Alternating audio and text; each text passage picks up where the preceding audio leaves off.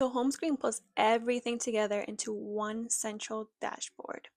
The supervision summary shows hours used versus remaining, sorted by most hours worked, and the checklist here syncs directly with the hour tracker. So if you press here, it will also show on the other side with the hour tracker. And you can also add in the RBT/BT's name in this section as well. Here with parent training, it's the same thing. And this section, you're not supposed to edit. When you see gallery view, do not edit anything. If you want to edit these sections, you will have to go back up to the hour tracker, and that's how you can edit, which you can use this chart here. So the hours remaining for parent training, supervision, and assessment can be modified by editing the data that you inputted into this chart right over here.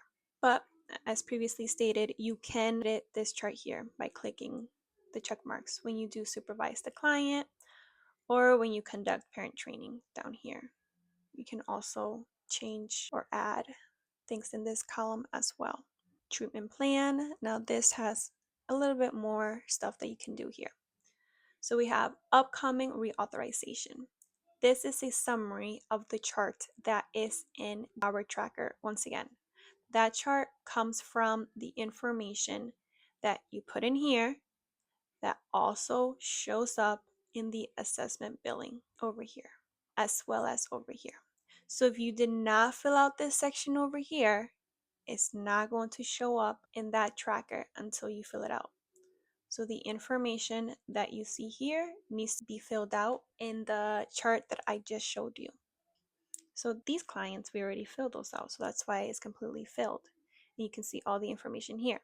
But these clients, all the information here is blank. So you would have to go to the chart in the hour tracker in order to see the information. We have a reauthorization to-do list. You can write in the client's name up here. You can add in the task that you need to do in order to complete the treatment plan. You can also add more checkboxes by clicking add checkboxes. It's gonna add 3 checkboxes at a time. You can just delete it by pressing the backspace button.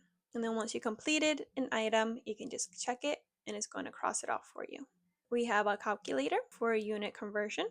So you type in how many hours a week the client is going to get, let's say 18. That's 72 units per week, and that's 7,488 units in total. We also have a 6-month reauth calculator, which just calculates the 6-month period from whatever you inputted into the first column. So 6 months from September 24th, 2025 is March 24th, 2026. Client's availability is based on the information that you put into the client's info over here, but you can also edit that information on this page as well. And if you do edit on this page as well, whatever information you put here is going to automatically go into the client's information, client's availability chart. This is your weekly planner. This section, what I recommend you use it for is those tasks that you have to do on a weekly basis and don't really change from day to day. For example, Mondays, you might use it to submit all of your session notes or read all the session notes that all the RBTs submitted. So then you just write session notes in here. Tuesdays, you might use to modify treatment plans for certain clients. So then you would just leave that in here. And as you complete them, you can just check them off. If you want to add more checkboxes, you just press this button here. If you want to delete it, you just press the backspace button. This button here brings you back to the hour tracker so that you don't have to go all the way up over here. And with this button, this is the hour tracker as well. Here we have the Eisenhower matrix, which helps you prioritize tasks by urgency and importance. We have urgent and important, not urgent, but not, and then we have not urgent and not important. So when you want to add something, you just click the plus new page, whichever category you want to add it under. So let's say we want to add something in here. You type in the task over here.